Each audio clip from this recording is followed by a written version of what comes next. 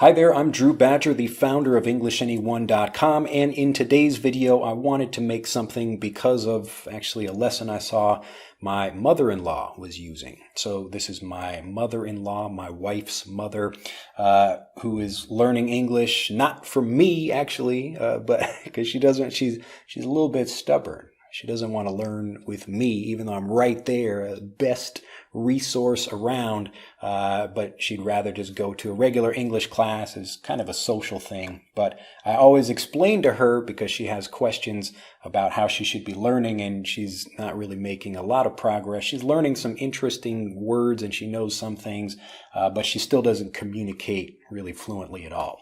And so this is why.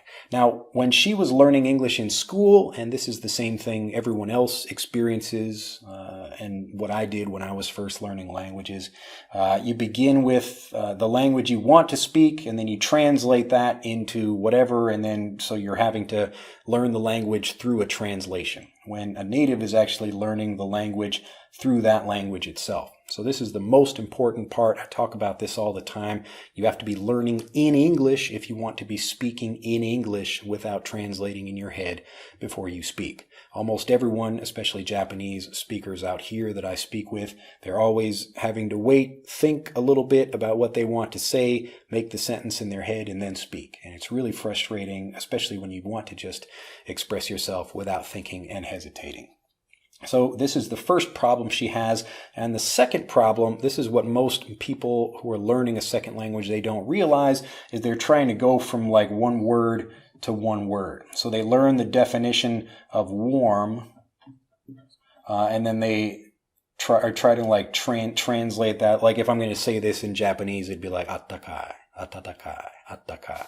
So if I'm translating that into Japanese and I have to think about that, okay, when I say something is warm, how do I say that in Japanese? And I have to think about that.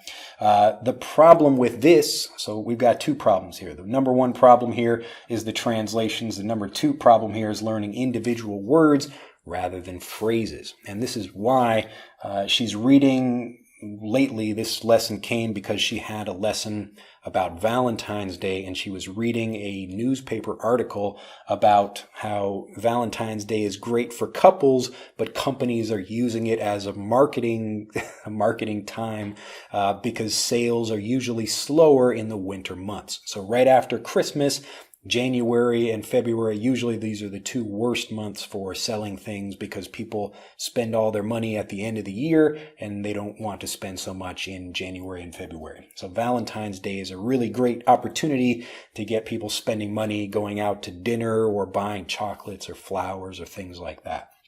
So in this article, she read a sentence that said, Valentine's Day is a good time to warm up sales. So warm up sales.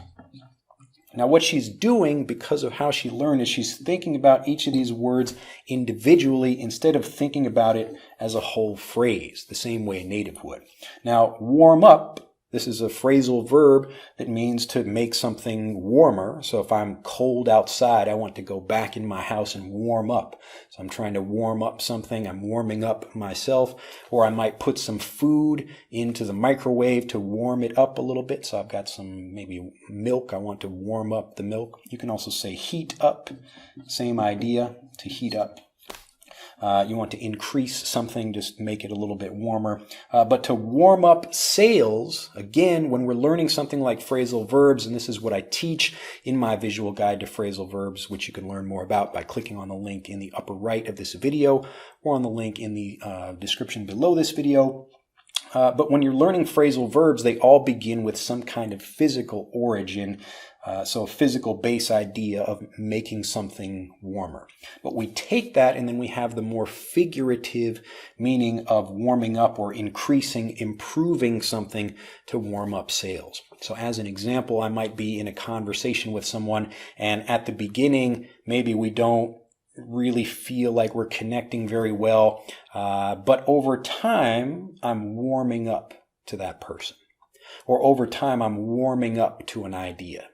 Maybe my wife wants to move to a different city, and at first I say, no, I don't really want to do that, but over time I'm warming up to the idea of doing that. Does that make sense? So we begin with something physical, like warming up some food or ourselves or our bodies, warming them up after a cold day. And we take that and we go up to a more interesting use of that, where you're feeling more positive over time about something, to warm up to some kind of idea. So here we have warming up sales, meaning to increase sales, because you can talk about sales being cold. So sales are cold right now. Nobody wants to buy anything. People's wallets are frozen shut. And you can take all these different ideas, like we're having a physical idea, but make it more kind of interesting using it in a figurative way. But if you learn just warm and you try to translate that, and then up and try to translate that in sales, you don't get that. Like if I'm speaking Japanese, it's like attakai ue seirusu. Like, I don't understand what that means.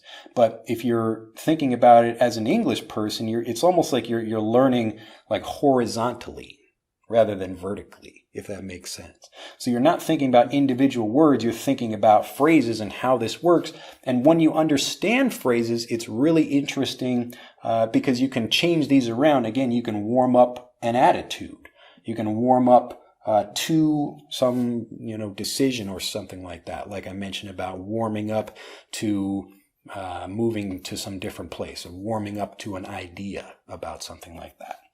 So this is how natives learn. And this is how you learned your native language as well. You're kind of beginning with individual words. Usually if you're talking about like a noun, like a bird or a dog or something like that, you can show what that thing is, and then this is the name for that. Like this is a marker.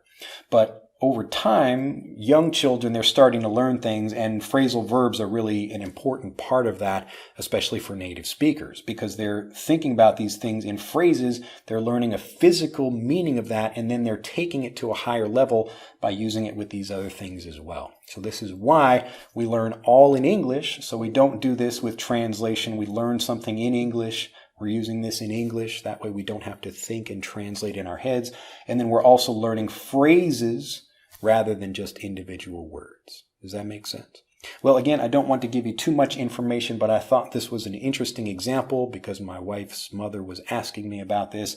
She was saying, can you read this sentence to me and help me understand it? So usually a non-native speaker, when they read a sentence, it's almost like they're looking at all these individual words. So if I imagine a paragraph of text, to a non-native speaker, it kind of looks like this. So if we're going to talk about like this is a cat and something, something, all these are individual words. But to a native speaker, it's looking more like this. Maybe one word, and then these three words are together. Or these three words are together, or these, 4 words or something like that are together. So natives are learning to think about phrases like that. And if you learn phrases, especially things like phrasal verbs, this is a really great way to do this because they are so common and so important for learning English. So again, if you'd like to learn more about that, click on the link in the upper right of this video or on the link in the description below this video. But you should always be thinking about things in phrases. Of course, individual words are important, but it's the phrases that really help you speak fluently. Because as you notice, if you go back and watch this video again, I'm really speaking in phrases. Well, that's it. Again, click on the link in the upper right of this video if you'd like to learn more about the visual guide to phrasal verbs that will help you understand lots of these great phrases and use them in the same way that I'm using them here. We begin with a physical idea of something, we move on to a more figurative meaning, and it really just multiplies your vocabulary a millionfold because you can learn so many great words with just a few simple words and phrases. Again, you're taking different things and combining them in different ways. So I can take warm up or heat up or cool down, the same kind of thing. Oh no, sales are cooling down. Sales are cooling off. Same idea. So we're decreasing something. Anyway, I hope you have enjoyed this lesson. If you have, do give it a like and do these 3 simple things right now. 1. Click on this link to subscribe to my YouTube channel for over 500 free videos. 2. Click on this link to download my #1 ebook guide to fast fluency free. And 3. Click here to watch the most popular video on English fluency here on YouTube.